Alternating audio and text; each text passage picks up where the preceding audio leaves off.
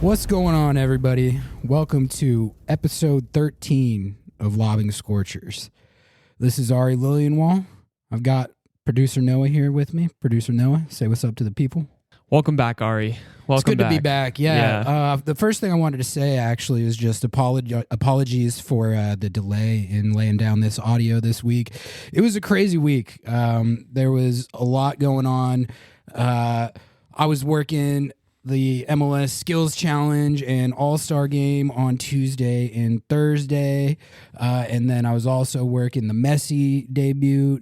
So just didn't quite have a window. Noah also went to summer camp, apparently. I did. I didn't even really know that was happening. And I was like, hey, where are you? We should record. And he's like, I'm at summer camp. So, I mean. Yeah. I was in my camp counselor era. He was camp counseling. So we just couldn't quite get it aligned to get the preview audio for Leagues Cup and all that recorded. But honestly, I don't think they missed much. You know, I'm kind of glad we didn't end up recording that Yeah. based on how it went for the Seattle Sounders. But we're back in action. And the result of missing that audio is that we got a jam-packed episode today. We're going to talk the Seattle Sounders foray into the new expanded edition of Leagues Cup, which did not go very well, as you're probably aware. We're going to talk Messi's Miami debut, which did go well for MLS and Inter Miami. And the U.S. Women's World Cup is also underway. Our first game of the group stage took place against Vietnam. So I'm going to lay down some takes about that as well. And then a couple quick hitters at the end here on episode 13. So, yeah, apologies for the delay, but we got a good show lined up. And I've also got a few takes and questions from the people that I crowdsourced on Twitter, so I'm going to try and hit a few of those. I don't know if I'm going to be able to get to all of them, but I'll do my best. But marathon episode today. It's going to be a marathon episode, and we're going to actually lead with the Seattle Sounders. You know, I said on a previous show that I wasn't going to lead with the Seattle Sounders unless they scored multiple goals in a game, and I was planning on adhering to that. I was.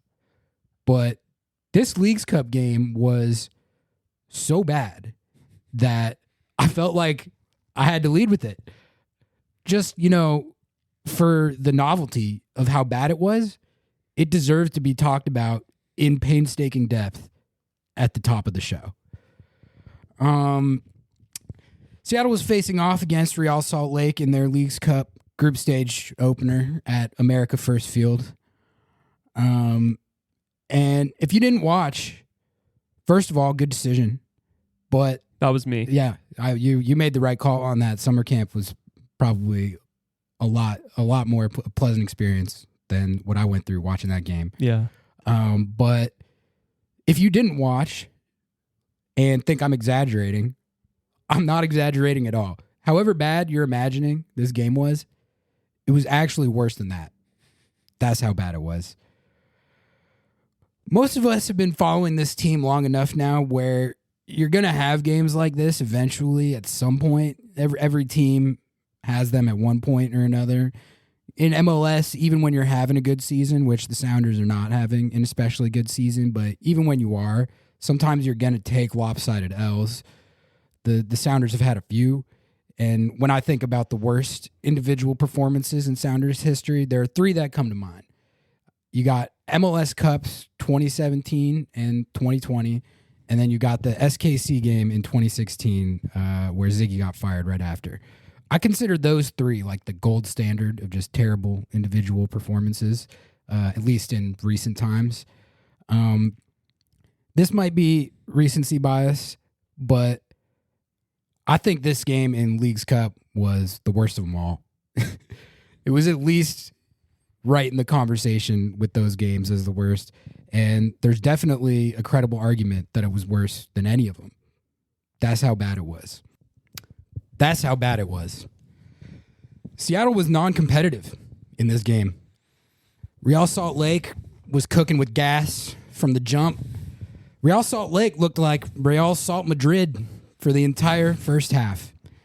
And that's probably the most alarming part of all of this, because for however tough the last stretch of this season has been for Seattle, they were at least competitive for the most part. They were competing in these games. And that's something that I've talked about. You know, when I talk about underlying performances compared to results, that's what I mean. They weren't taking the results they needed, but they were playing well enough to give themselves a chance in most of the games. You know, there's a couple where they didn't, but for the most part, they were competitive. And when you're doing that, that's something that you can at least point to as a reason to believe that it's possible results will eventually start to flip, and that you're maybe not playing as bad as your record might be and stuff like that. But that's why a loss like this is very different than, you know, looking at it compared to the San Jose game earlier this season in Seattle, where they lost the game, but they played well, put up 3 XG. This ain't the same as a loss like that. This is different. We're not used to seeing stuff like this from Seattle, you know? We've seen bad runs of form before, sure, but there's usually been a baseline of competitiveness. Even during runs where they're not taking results, they're usually competing in the games. And that's been true for the most part this season. And I'll always point that out if that's the case. But a run where you're competing but not taking results is different from a situation like this, where it's like they may as well have not even made the trip for this game. Seattle was non-competitive. The first half was outrageously bad. It was somehow still 0-0 at halftime. It should not have been. Seattle was as bad in possession as I've seen them all season, possibly ever.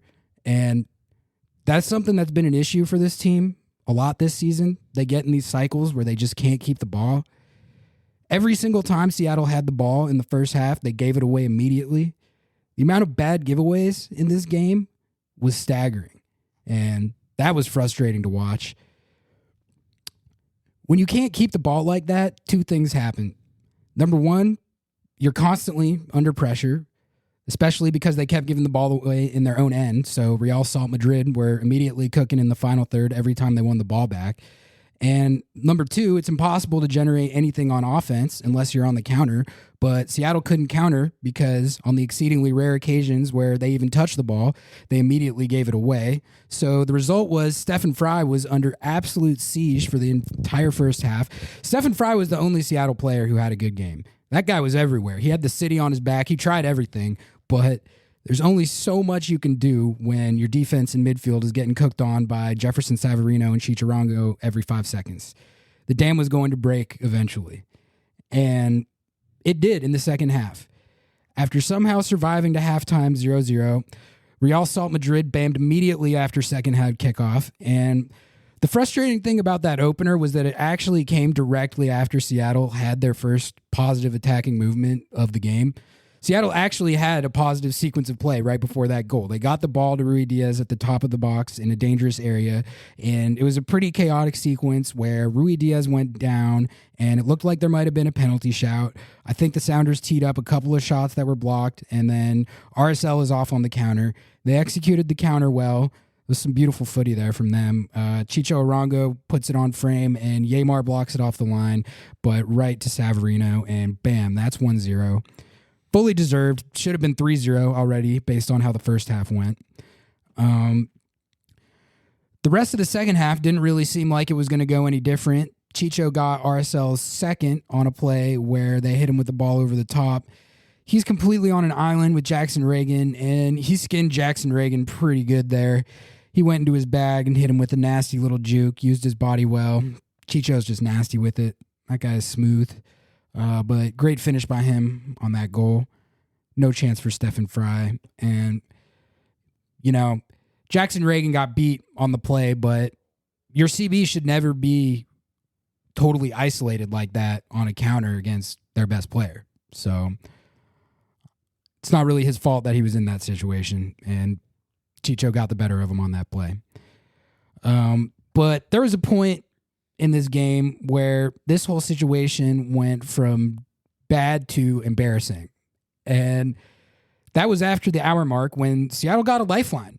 They got a lifeline in this game. As badly as it went, they got a lifeline when Marcelo Silva got a red card for a tackle on Ruidíaz.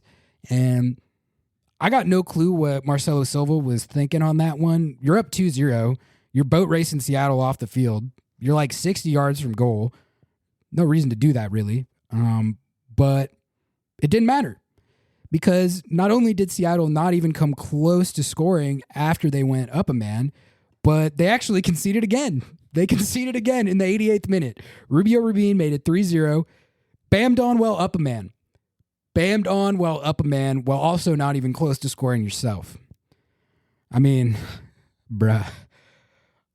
I don't really even know what to say about that. Bammed on while up a man really sums up the whole game.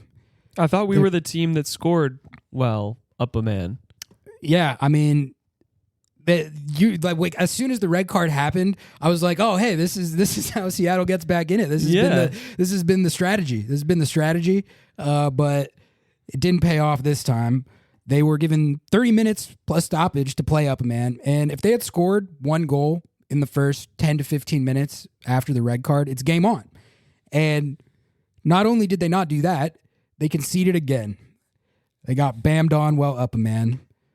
3-0. Could have been worse. Worst game of the season by far. The Portland and San Jose games were bad. This was worse. And Leagues Cup might already be chalked. Shout out to Leagues Cup. Good run. Sick tournament. But the rest of this tournament is about salvaging dignity, in my opinion. You got to salvage dignity. Christian Roldan is back in concussion protocol, so honestly, I think there's a good chance his season might be over. I'm about to punch a hole through a wall at this point. I mean, when I heard that, I was like, it's not good. But that's obviously a situation where, the player's long-term health takes priority. Oh, yes, and, absolutely. If this is a recurring issue, then he's got to be shelved for however long it takes to ensure his health and safety for the long term. So best wishes and speedy recovery to Christian. I don't think we even need to talk about the implications for what this team is going to look like without him, because we already know that. That's what we've been watching for most of this season. So I think we already kind of know what's coming in that regard, unfortunately. I took some questions and takes on Twitter, so I'll hit those in a second, but I'll just give my initial thoughts on what this all means, which is that, you really just can't have performances like that. There were qualifiers going into this. Like, this was always going to be a tough game. Real Salt Lake are the hottest team in the league right now, arguably. And also, Seattle never wins away at RSL. Never. They've won one regular season game at RSL in the last decade plus. They showed the stat before the game on the broadcast. So I'm not necessarily super shocked that they lost the game, but I'm definitely surprised that it wasn't a competitive game. You can't even chalk it up as an outlier. We did that with the Quakes game a couple weeks ago when they also weren't competitive, but this is the second time in this last set of games where they've been non-competitive in a game. So it's not a full-on trend yet necessarily, but this is the second time it's happened in the last couple weeks. So with that in mind, Seattle's at an inflection point, a proverbial fork in the road. If they put out more performances like this, jobs are on the line, and that's just the reality. I'm not calling for anyone's job. I'm not saying Schmetz out, Raul out, Nico out, but it's just a fact of life that if you put out performances like that with any sort of regularity, especially with where this roster is at in terms of the age of a lot of the players in the core, jobs are on the line. And I think everyone on the staff and in the locker room would probably tell you the same thing. They know that. I'm not saying anything that they don't know internally. So plus, you have Weibel, who's just stepping in. This is going to be his first chance to make moves and everything. I think people are definitely going to be playing for their spot. People are playing for spots. Barring a miraculous turnaround, this Leagues Cup venture isn't going to last all that much longer. Which isn't a horrible thing. No, it's not a horrible thing, but I think the unfortunate thing, I was gonna talk about this on the preview show if we had done one, but I think this tournament was important just from the standpoint of it was a chance to right the ship. Like they put out a lineup that was the same that they've been putting out in league play, and it was a chance to get some more reps and get guys reintegrated and try and get back rolling. And so falling on your face like that in the first game and putting your backs against the wall right off rip, now you're not gonna have any sort of momentum that you could have used this tournament to create. So I mean, it's not over. They got CF Monterrey next Saturday in Seattle. But, I mean, that's a really good Liga MX team. Yeah. That's going to be a really tough game. So the pressure is on. They got to come out against CF Monterrey. And, I mean, they got to play better than that. You know, I don't really even care what the result is at this point. But they got to compete. They got to look better than that. So, Noah, unless you got anything, I can dive into some of these Twitter questions. But I don't know. What do you think? I didn't watch the game, but Ari gave me a recap pre-pod, and we've talked about a lot of bad Sounders games. We've joked about a lot of Sounders games. The seldomness in your voice was telling about how just desperately bad this team is. It was tough to watch, brother. It was tough to watch. Like that whole game was really like just gouging your eyes out. Yeah, like, I'm glad I didn't watch it. I think that I've been saying this team isn't that bad for a while now, but I don't know. The sample size is starting to speak differently. To be honest, I mean, I've been thinking of them as more mid than bad. Correct. Through this whole stretch, and I think that's still probably accurate. You know, they've had these two really bad games in the last couple weeks: San Jose away and this one. Yeah, but. I mean, it just seems like they're in free fall. I mean, after that, I don't blame anyone for thinking that. Yeah, I mean, it's really going to be defined by the last stretch of the league season. That's really their chance to turn it around and show that they're not in free fall. But like that game, like it felt like the 2016 SKC game. The one right before Ziggy got fired. Like, that was the vibe. And you never want that vibe. No. That's never the vibe that you're going for. We're vibes guys on this pod, and that was not the vibe. That was not the vibe. Yeah. I don't know. We'll see. They have every opportunity to prove that that's not the type of team they are. And I think if you look at the season on the whole, they haven't really been that type of team. They're a 1.5 points per game team on the league table. That's a mid team. It's not a terrible team. It's not a bad team. But, I mean, if that Leagues Cup game is any sort of indicator of where they're at going down the stretch, I mean, that's bad. With everyone back as well. With everyone back, you can't really, I mean, now Christian's out again, but like, the lineup in this game was good enough, even without Ladero, who had adductor tightness, so he stayed back in Seattle. Mm-hmm. But even without Ladero, and then there were also 3 subs at halftime in this game. But the personnel in this game was enough to compete. Like, it wasn't like it was a first choice lineup, pretty much. You know, Jordan was coming off the bench. They were the 3 subs at halftime. Josh Atencio came on at halftime for Obed. Dylan Tevez came on for Christian. Jordan Morris came on for Leo Chu. But overall, I mean, it's not like if it was a rotated lineup, you could chalk it up to that, but it wasn't. It was the same lineup that they've pretty much been riding over these last few weeks. So, I don't know, man.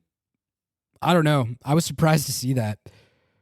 Like I said, I'm not surprised that they took a bad result in this game because I'm never surprised when they take a bad result at RSL. That's basically how it goes when you go away at RSL. But I was surprised that they didn't compete.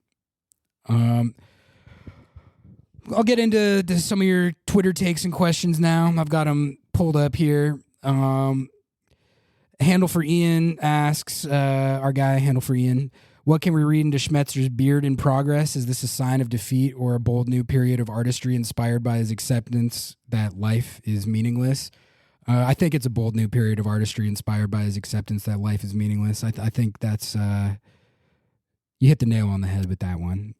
Ryan here at rShaneM99 says, it doesn't feel like this team believes they can overturn even a 1-goal deficit. Something needs to provide a spark. Do the overarching poor performances of last year and this year stem from Pineda and Traore's departures?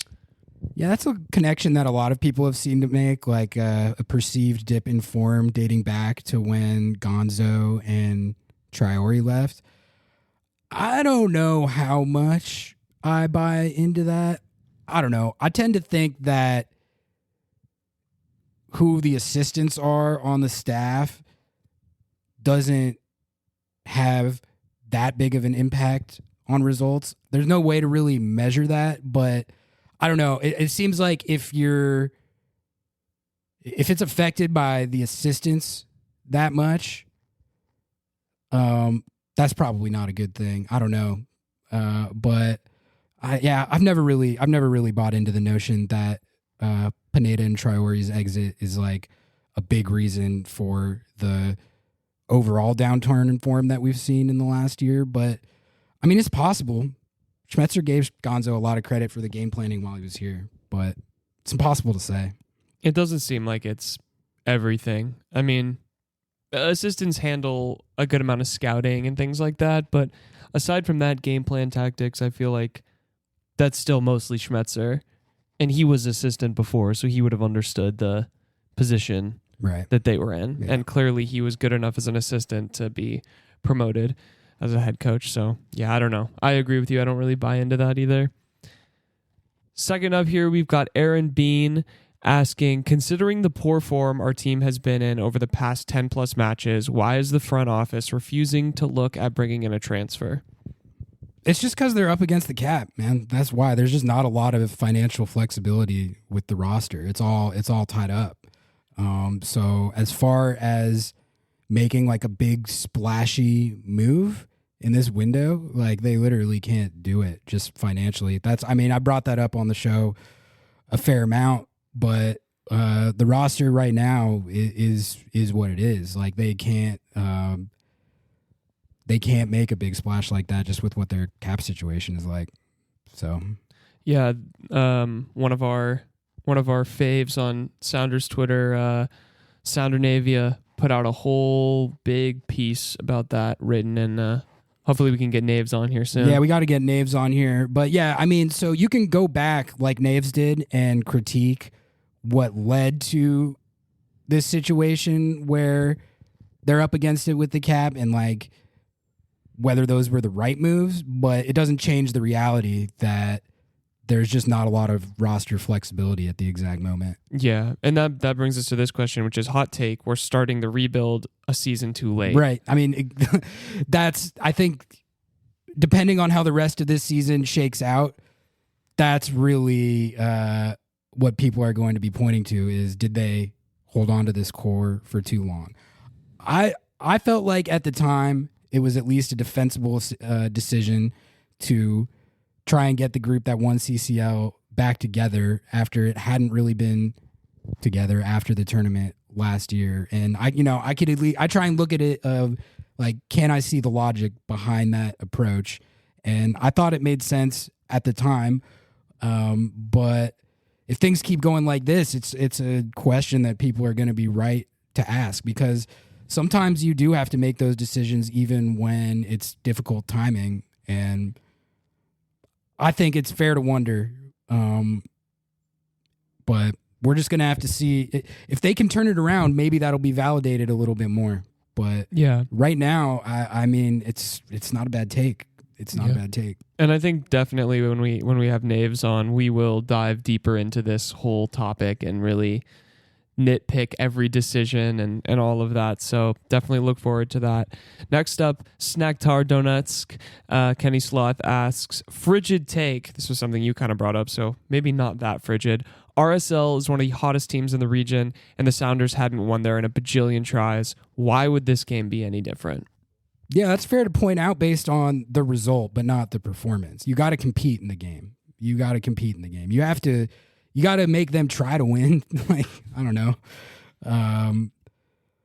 Like it was if they had taken a result in this game of any sort, it would have been an outright phenomenal result. Like if they could have gotten a draw, that would have been a great result. Just because it's pretty much impossible for this team to get those results away at RSL historically. But I don't know. For me, it's more about how they lost than that they lost. Yeah. Last but definitely not least, Maybe Bard asks, with Christian and concussion protocols again, we're probably about to see Nico play a lot more right wing. With that in mind, how fucked are we? Oh, man. I don't know, man. Ladero's got a tight adductor right now, too, so maybe it'll be the Dylan Tevis show, but I think Ladero can do it. It's just, it hasn't worked very well so far, but I mean, they definitely look better with Nico at right mid than they did at any point last night. Although, it was Christian's first game back, so it wasn't Christian's sharpest game, but I think you have to give him a little bit of a break on that because he's just getting reintegrated back in the group. Now he's out again. So yeah, they're probably going to have to run that back and let the chips fall where they may. I don't know. Thank you for your questions. Yeah, thanks for everyone for submitting, and sorry if we didn't get to you, but we only got so much time on this show with a couple other big sections coming up. But yeah, much more appreciated. Sounders to come. We like making it interactive here. Correct. We're going to move on from the Seattle Sounders. Is that all right with you, Noah? Yeah, let's get out of this depressing funk, honestly. Like, the vibes here, not great. I think it had to be done. We don't shy away from the results, but no. We're going to move on to a couple more positive results. Get the vibes back up. Lionel Messi is here, and he's here with a bang. This was the story of the week, not just in MLS, but really a huge story, obviously, throughout global football. As someone who works for the MLS website, and my job is based around trying to make content that generates discussion and interest about the league and engages with the fans. I mean, this really could not have gone any better for us as a website. This was a lob over the plate in terms of engagement. The work got done for us with that one. Inter Miami was playing Cruz Azul in Leagues Cup for Messi's first game in MLS, or with his new MLS club. And the result was probably the most legendary goal in MLS history for my money, not necessarily in terms of just the quality of the goal, although it was a phenomenal goal, but more in terms of the moment and the historical significance that it's bound to have. This was an iconic moment in MLS history, without a doubt. My first favorite thing about this game was the lineup graphic for Inter Miami's starting 11, because neither Messi nor Sergio Busquets started this game, so they were listed as subs on the graphic, which is just funny. You just see it is funny. Like, it's just a list of a bunch of MLS guys and then Messi, Busquets. Like, I was laughing at that. That's just crazy to see. The game itself actually started pretty inauspiciously, just because the starting 11 that Miami put out without Messi and Busquets was still not a very good one. And they were getting kind of boat raced by Cruz Azul in the first half. We forget that Miami is bad. They're not great. I think they're in last place on the league table still. So, everyone was getting their jokes off about how bad of a team Messi is joining, and not entirely undeservedly. Cruz Azul could have had 2 or 3 goals in the first half, but it was Miami that actually opened the scoring. Robert Taylor against the run of play right before halftime. So they had it 1-0 at the half, despite getting outplayed pretty thoroughly. And Cruz Azul ends up tying it early in the second half. So we're going to start there, because that's when Messi came on. He subbed on a lot earlier than a lot of people thought he would. I figured he'd probably get like 15 to 20 minutes as he gets fully fit, but he ended up getting like 40. So, I mean, you could just see right away, it's just different when he's on the ball than any player I've ever seen. And, I got to say, too, before we talk about the goal, I haven't watched a heck of a lot of Busquets in my life. I wasn't usually watching Barcelona live when he and Messi were in their heyday there. So, I've seen a lot of highlights. And I know that he's widely considered by a lot of people to be the best defensive mid of all time. So I've seen the clips and the highlights here and there, and I've watched enough Barca games, but this was the first time in a while that I've watched him just in a game. And god damn, that guy is nasty with it. Noah. Yeah. He is nasty with it. I mean, holy shit. He was really good in this game. His vision and passing are pretty unbelievable, and also just the way he and Messi combine. I mean, that's a couple of guys that have grinded 500-600 games in La Liga together in UEFA Champions League, and are also probably the two most talented players ever at their respective position, and you could tell. So Busquets was lights out for his whole shift. He's fun to watch. But the moment everyone is talking about came in second half stoppage time with the game tied 1-1, and that's when Messi won a foul outside the box in that exact area where we've seen him hit those free kicks his entire career. And the crazy thing is, as soon as he won that foul, I knew he was going to make it. Like, I think everyone did. Yeah. And I know it's easy to say that in hindsight after he's already made it, but there was just no way he wasn't going to make it. And sure enough, he hits as good a free kick as you'll ever see. Literally can't place that any better. Just over the wall where they can't head it, directly in the top corner where it would be physically impossible for the keeper to get to it. If you watch the replay, like, that's as much of no chance as I've ever seen a goalkeeper have. He was not even close to it. A Cruz Azul player said after the game that, we knew we couldn't give away a set piece in a spot like that because that's basically like a penalty for him, for Messi, from that spot. And he's right. Yeah. It is. That's like, it's crazy. He's like the one player that you can say that about, where that shot's basically like a penalty kick. It's just an example of what makes a GOAT different from everyone else. The rules that apply to us mortals just don't apply to a GOAT. And there's very few athletes you can put on the same tier as Messi. We talked about it on the show after he signed. And I ripped off a few names and I missed a couple, but it's just a precious short list. The names that come to my mind are Michael Jordan and LeBron James, like whatever side of the debate you fall on that one. And then you got like Wayne Gretzky, Tiger Woods, and Serena Williams. And as much as it pains me to say it, you probably got to put Tom Brady in there. That's pretty much the list. And what separates players and athletes like that from everyone else, it's not just their talent and ability. That's part of it. But it's their performance in pressure moments. Athletes like that, when they're in a moment like Messi was, free kick, game on the line, they just always seem to come through without fail. That's what makes them the GOATs. So the fact that as soon as Messi won that free kick, everyone in the stadium and everyone watching already knew he was going to make it before it even happened, that's what makes him the best to ever do it. That goal went viral all around the world. Our tweet from the MLS main account had 10,000 retweets in 5 minutes and then ended up racking like 50 million views. So, I mean, boon for us, man. I'm telling you. Yeah, where's our? Hey, we need to pull some of those viewers. Yeah, sure. So just a great moment, and that's why it's such a monumental thing for this league to have Messi, because he does stuff like that all the time. Like, if you haven't watched him throughout his career, that's every game. That guy's life is a movie. That's just a regular day at the office. He makes everyone else's life a movie as well. Yeah. Like, he made DeAndre Yedlin look like a Premier League player. Like, I mean, he was, but you know what I mean? Like, he looked like he was prime. Like, the passing he had between him and Messi was just like...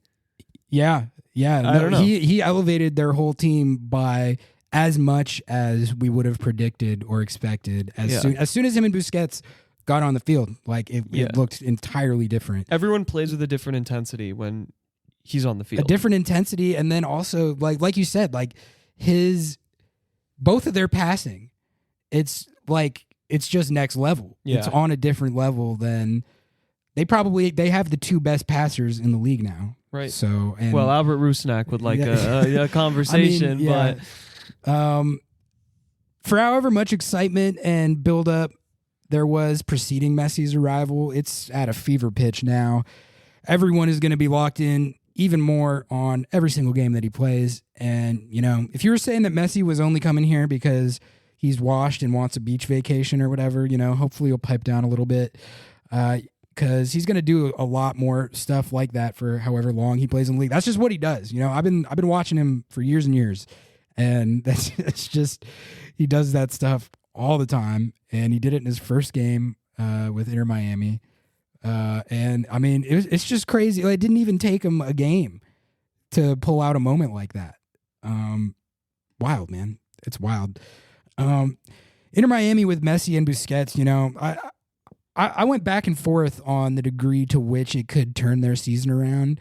But after watching that game, I'm kind of back on the train that, just those two moves alone, without taking into account all the other maneuvering that they've been doing, could turn them from bottom feeder to contender. Just the only question in regards to the league table is if they have enough time to get out of the hole that they're in and get back into the playoffs. And if Messi's going to play on turf. How much are they going to manage his workload in general? I don't know. But, it was just wild how much better they looked once they both subbed on. Yeah. They went from absorbing pressure the whole time and praying to get one against the run of play, which they did. But Messi was creating danger every time he was on the ball. He's the best player in possession to ever play the game, and he's also the best passer to ever play the game. And you saw that with the types of balls that he hit in this game repeatedly. He and Joseph were combining very well. That looked like a fun little partnership. They almost lined up a couple of goals. So at the very least, with Messi and Busquets in the fold, they're going to be a problem in attack, obviously. But, there's still questions about their defense and just the supporting cast in general.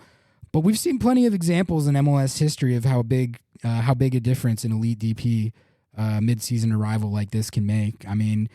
You saw what Ladero did for the Sounders in 2016.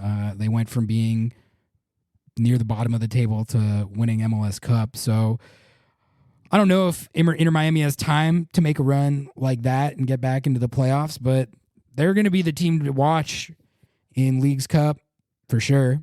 And as far as next season goes, if they can bolster the roster around Messi even more, which, they're already doing that with all his Barca boys coming in, but... And they just acquired an international roster spot from San Jose. Oh yeah, that happened today, right? Yeah. So if they can just build a competent team around Messi, that's literally all they need to do. Yeah. And they have pieces there already. We've talked about we love Campana, Josef's good. Yeah. It's it seems like they're just it's a pretty leaky defense. Yes. It's a pretty leaky defense. They 100% have the worst defense in the league. Ooh. There's probably some debates there, but they're close. They're bottom of the barrel. They're definitely bottom of the barrel. They're definitely sure. up there. Yeah. If they keep reinforcing it, Messi and Busquets in this game, they looked like elite centerpieces, which obviously shouldn't come as a shock, but damn, it looked really good in this game. Yeah. It was fun to watch. So I don't know. No, you got any what did you think when you saw the goal? I had to wait 45 minutes because Apple TV wouldn't cut away from Messi right. just walking around the pitch. Yeah. But when the foul was won, I was like, oh, cool. They're going to score this. Everyone thought that. Everyone was like, oh, he's making it. Yeah. And I can't think of a player where you know what's going to happen before it happens. Yeah. Everyone knew he was going to make it. Destined, yeah. I saw someone put out a tweet where they were asking who had the better debut. Was it Zlatan or Messi? And my response to that was Zlatan had the better first goal. Messi had the bigger impact. Yeah, no, it depends if you mean quality of goal or magnitude of the moment. Yeah, because I think the Messi moment, not only just the moment, but the immediate impact that he had the second that he stepped on the field and how the game changed. That's there's very few players in the entire world that could ever do that. Zlatan, incredible scorer. That goal, fucking sick. Just probably one of the best MLS goals of all time. I still probably have it. That goal, that Zlatan goal, it's if you're making a YouTube supercut of the greatest goals that have ever been scored in soccer and you only had 20 or 30 video clips to put in there. If you put that Zlatan goal in there, like I wouldn't even argue with you. no. Like that's how sick that goal was. Yeah. The Messi one, I mean, it's an insane free kick. It's also, I mean, I've seen him do that 1,000 times. Right. It's like if that was any other player, goal of the week, but it's like, okay, it's Messi. Yeah, but in terms of magnitude of the moment, I mean, it's Messi all day. Yeah. I like his arrival to the league is substantially bigger than Zlatan's, as big of a deal as it was when Zlatan got here. I mean, Messi's the literal GOAT. So for the literal GOAT to pull out a moment like that in his first game, stoppage time game winner. That's, I mean, yeah. It's pretty good script. Pretty good script. It felt scripted, man. It felt scripted. Everyone was making that joke, but it seriously did feel like that. It's just, it's awesome to have him in the league, man. Like, he looked happy. That's the other thing I noticed. He looked like he was having so much fun. He looked like he was having the time of his life out there and going and celebrating with his family, like after he scored it.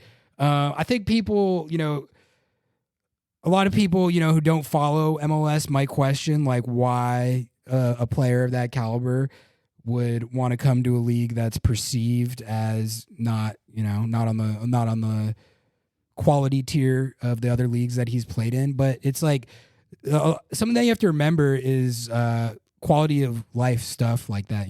Players want to go a place where they can be happy, their family is going to be happy.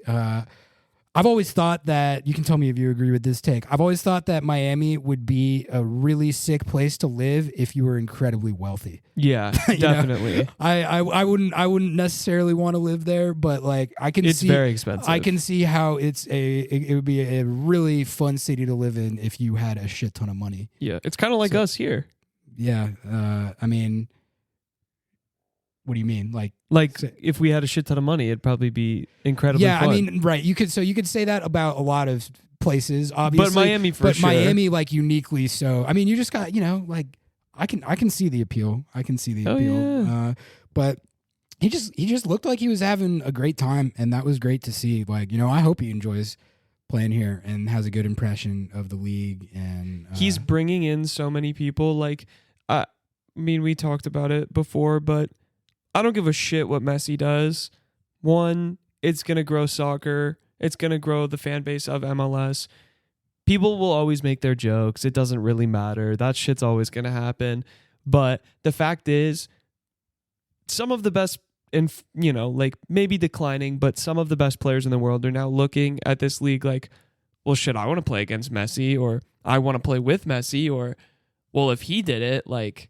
Yeah, no, what's 100%. I think you're already seeing it happen with Inter Miami. Everyone's saying that they're cheating, like the roster rules by bringing in all his Barca boys. And I'm the type of person where I'm not going to get into conspiracy theory mongering unless I see some evidence of it. If you can show me evidence of it, I'll look at it. I haven't seen any, but I also don't find it that hard to believe that all of Messi's boys are just like, oh, we'll come over and play with him for a pretty relatively low salary number. Like I've already made all my money. I want to go live on the beach and keep playing with Messi and dominate MLS. Like, why not? I don't. That doesn't seem that crazy to me. Also, if you look at their books, which are not completely public, but all of the moves and transfers, they've been leading up to this moment. There's a reason they were so bad this year. Like, they're not like spending a ton of money on what people would probably consider like top tier MLS players. They've just been like, all right, whatever. Like, we'll just kind of like, Well, and then, I mean, as far as Messi goes, he's a DP, so they can pay him whatever. Yeah, they can pay him whatever he wants. But...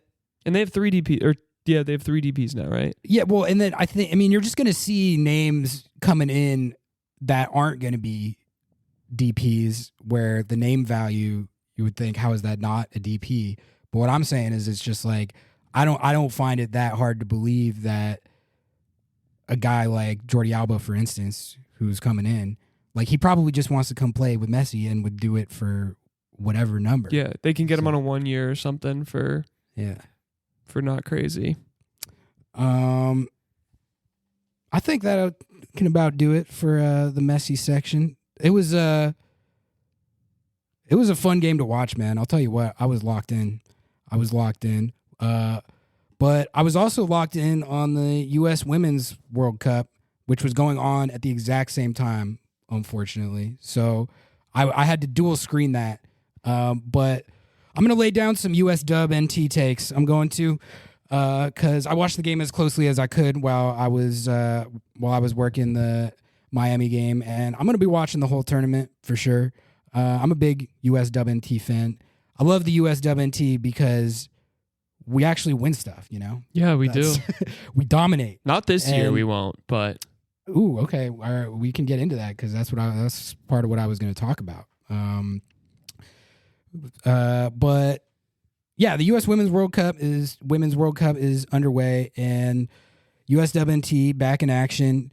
Opening game against Vietnam that I was dual screening. But yeah, it's an interesting Women's World Cup because this is the most I can remember since I've been a fan of the USWNT where people are questioning our status as the top dog. Is that kind of what you were alluding to? Yeah, I think that's fair. Yeah, you know, so for so long, we've been just unbeatably dominant. I mean, been a dynasty, which is a big part of why it's such a fun team to be a fan of, especially as someone who's also a fan of the men's team, which is like pulling teeth a lot, and we don't really win anything. We're middle of the pack. So watching the USWNT absolutely just boat race everyone and win the World Cup every time really never gets old to me. I don't know about you, but I fucking love watching us just hang 6 goals on every opponent and just cruise to victory. It's great. It's so cathartic to watch. But this cycle, this is the most I can remember people saying, you know, the U.S. might be vulnerable. There are a lot of countries that have started to invest more and more in the women's game, and it seems like they're coming. If you look at the FIFA rankings, like we're still number 1, but you've got Germany, Sweden, France, Spain. All these countries are ranked high, and it seems like they're closing the gap. That's the vibe I get. Also, our coach, Vlatko, I don't know what you think of him. I don't think he's a very good coach. No. I mean, I know he takes a lot of criticism from the fan base, but... You know, there's you want my hot like, take? You want my hot take? Yeah, go. I think he's worse than Greg. Ooh, I mean, yeah, he is. He is, dude. Yeah. Like, there's just so many times, like, I mean, there's stuff with his call-ups sometimes, but his subs and his, like where he plays certain players, he does stuff where he puts players out of position, and it's just like this. I'm like, is this guy a good coach? I don't think he is. I don't know. I don't think so. And then, you know, you combine that with the fact that our results on the field haven't been as one-sidedly dominant as much in recent years. You know, we only took bronze at the Olympics in 2020, which is like, that's crazy. Like, the expectation for us is win every single thing. So I remember seeing us take bronze at the Olympics and being like, okay, you know, that's kind of a sign that our status as the unquestioned top dog is,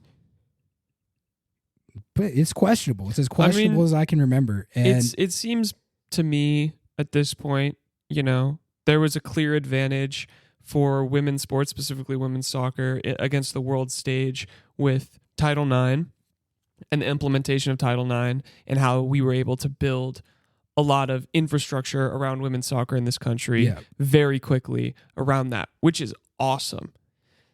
But you only get a lead up for so long before every other country is going to catch up to you and build their own program and everything. And we're kind of at a point in women's soccer specifically where, like, it's mainstream now. Mm-hmm. It is mainstream, and that's awesome. And I'm actually really excited about this World Cup because the U.S. isn't just like the outright front runner, blow it away. Like, it's actually a competitive, fun tournament. Exactly. That's what I was going to say, is that I actually think it's a good thing that we've got these countries coming after us. You know? Yeah. Good.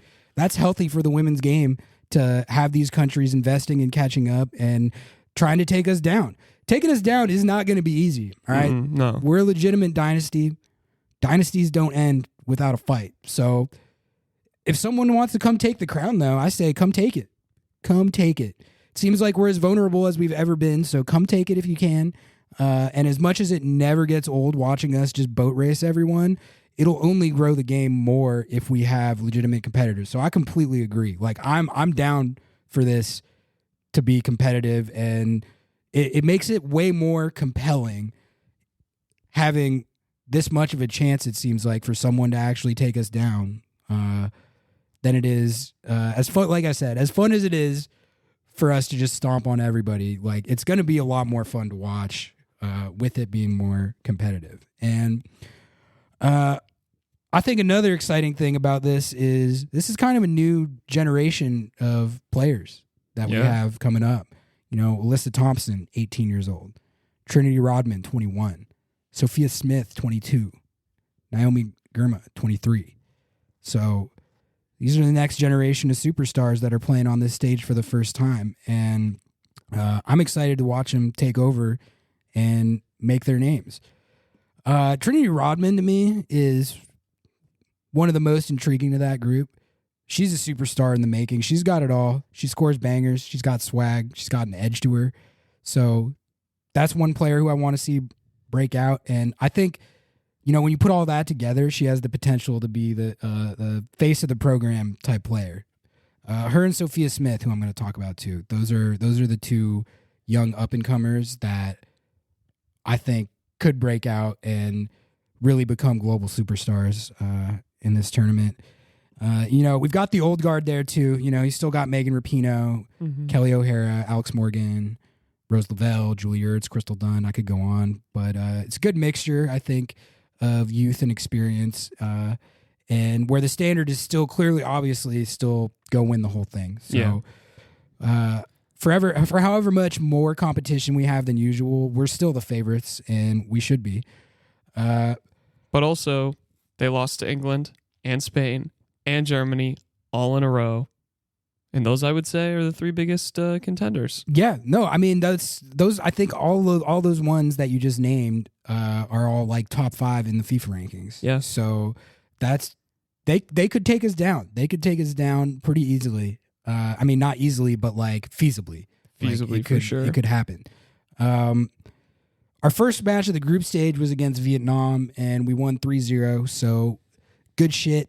It was actually kind of a frustrating game because we probably should have had 7 or 8 goals and weren't finishing our chances. But, I mean, if you look at the numbers, it was still pretty much outright domination. I've got them pulled up. I mean, 28 shots to 0, 66% possession, 464 passes with 80% accuracy compared to 257 on 48% for Vietnam. So, I mean, we played well and were dominant, but could have played a lot better. Could have had at least a few more goals.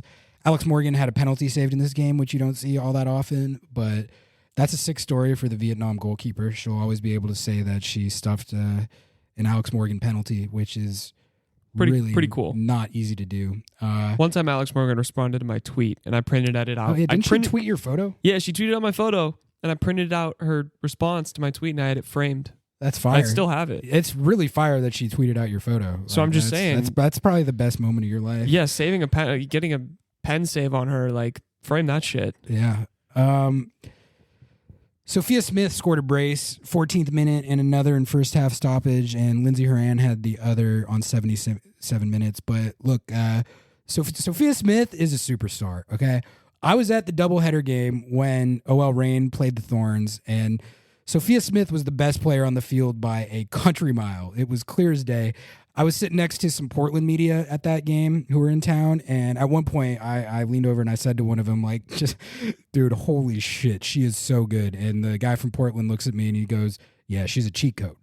And she really is. In her last 4 NWSL games, she scored in each of them and had a hat trick in one. It was just you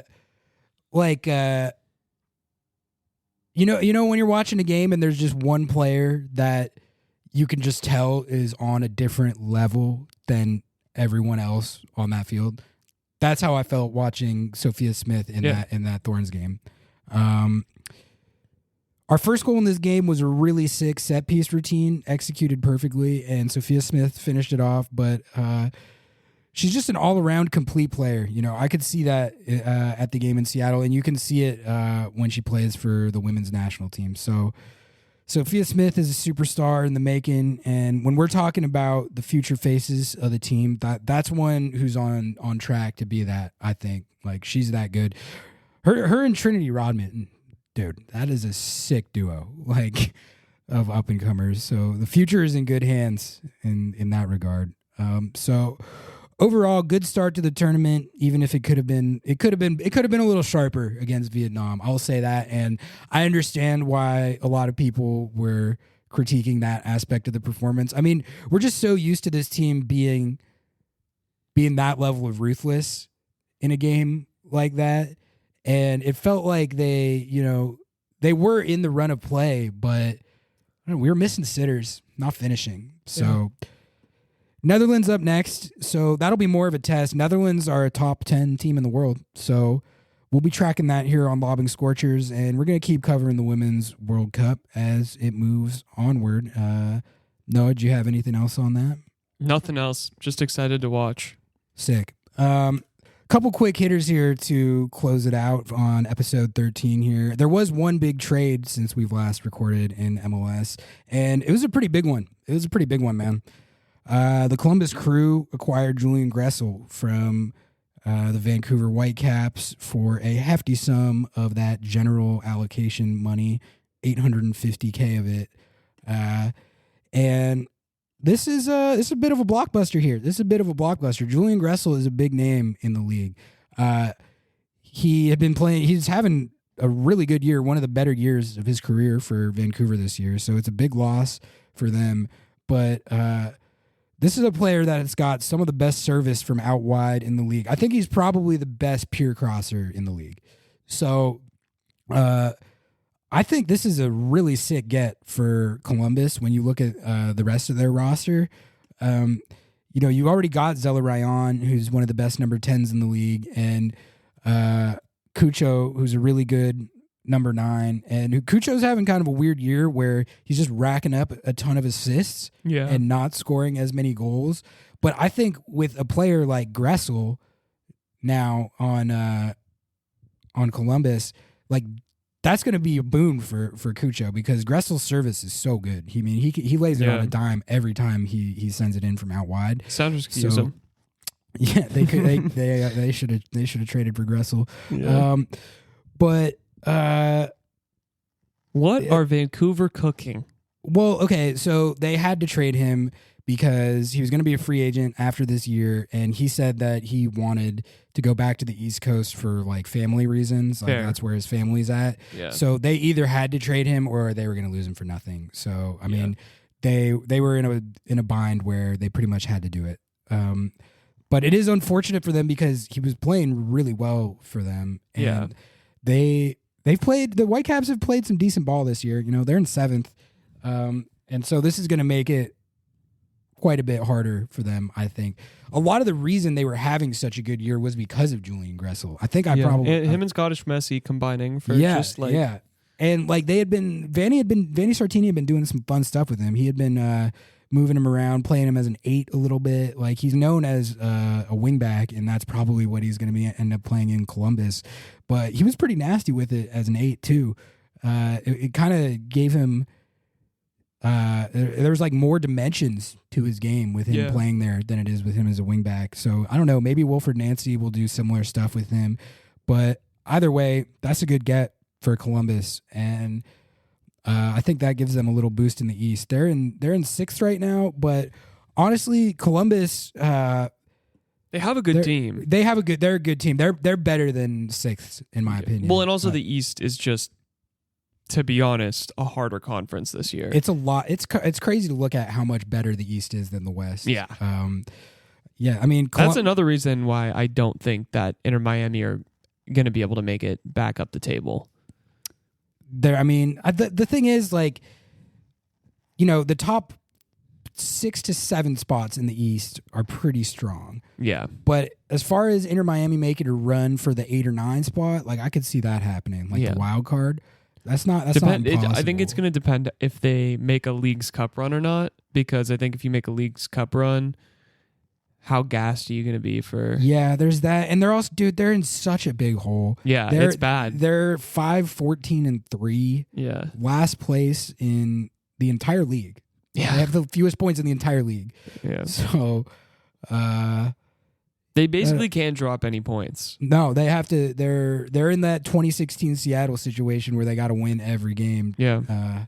So we'll see what happens with that. But anyway, good move for the Crew. I think that makes them even more of a contender than they already were. And I already kind of looked at them as one of the stronger sides in the East. Before we get out of here, I did want to say we're going to be kicking off Seahawks coverage here on Lob and Scorchers pretty soon. I had at least one person actually ask me about that, which I found surprising, but I really appreciated because I'm glad that, at least someone out there actually wants to hear my takes on that. But I am planning on getting us started on that. And really the only reason I haven't yet is it's just we're at the point in the NFL offseason where just there's absolutely nothing going on. And it's at that point where people are just reaching for storylines and content.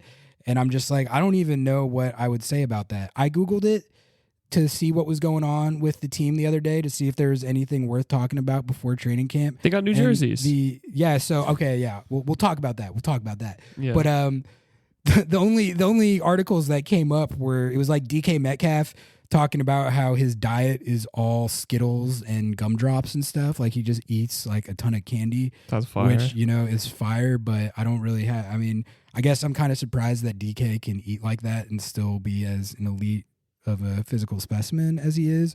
But like, I don't really have takes on the candy that DK is eating. But that is one thing that did happen. No, it's a good point. They put those throwback jerseys out. Whew. Heaters. Oh my God. Those are the sickest football jerseys I've ever seen. Like they look so good. That shade of blue, and I'm probably gonna buy one, and I'm pretty pissed that they're only wearing them for one game. They should wear those for like 2 games. Oh, okay, 2 games. Two games reported right now. That's better. They'll wear one away at Dallas, and then that home game randomly, like towards the end of the season. Okay. Well, I don't just wear them for like 4 or 5. People love them. Like wear them as the primary. Make them the primary. Yeah, dude. Yeah, just bring them back. That's shit. That's what they'd do if it was MLS.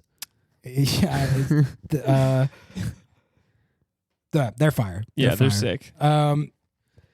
Anyway, so we're gonna be jumping into Hawks soon. Training camp is starting. It's an exciting season for the Seahawks, and I'm really pumped up to get back into that scene. I've been out of that scene for a long time now. So, and Sounders season is kind of dragging right now. So I'm definitely excited to have like a new season, fresh start, like building from scratch. Like it's exciting times for the Hawks anyway. They're expected to be pretty good this year. So pumped up to get into that. I think we're going to call it right there for episode 13 of Lobbing Scorchers. This was a Titanic one, but we had to do this makeup episode, and there was just so much going on this week. We didn't even fucking talk about the All-Star game. No. I totally forgot about the MLS All Stars. Should we just pop it real quick? Getting boat raced 5-0 by Arsenal. There's not that much to know about it other than that Arsenal bammed on our All-Star team.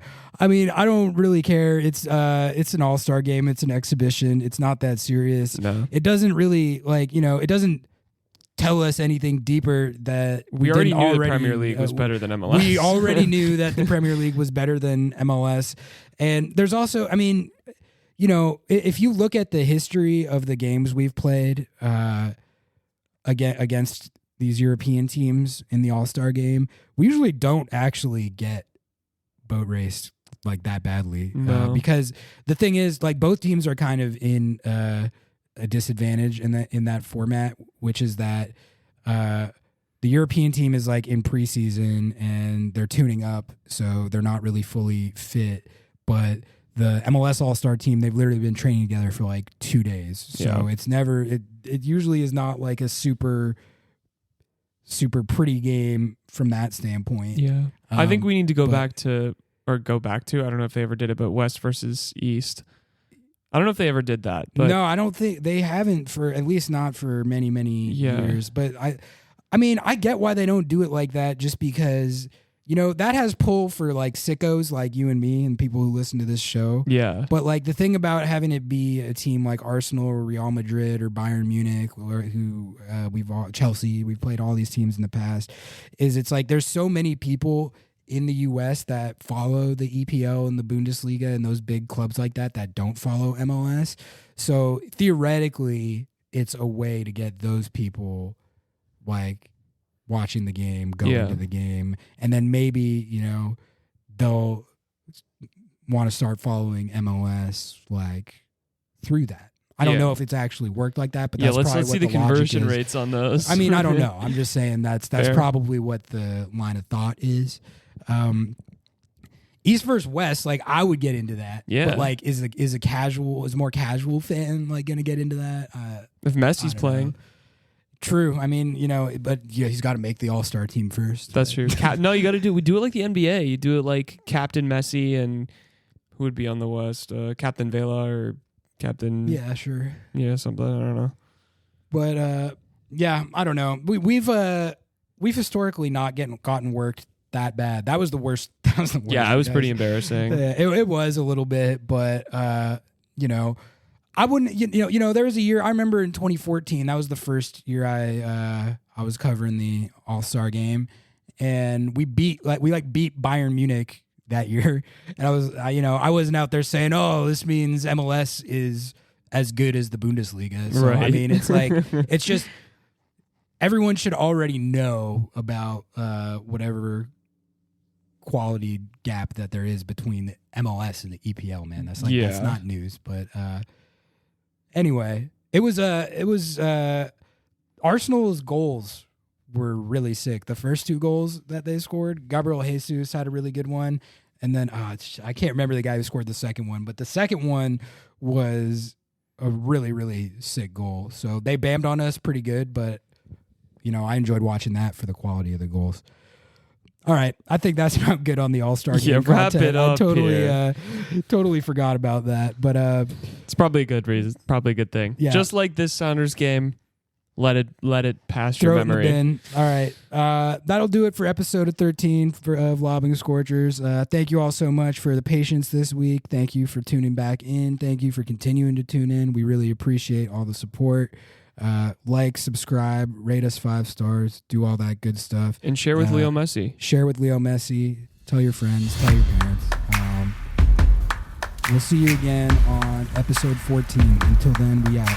Peace.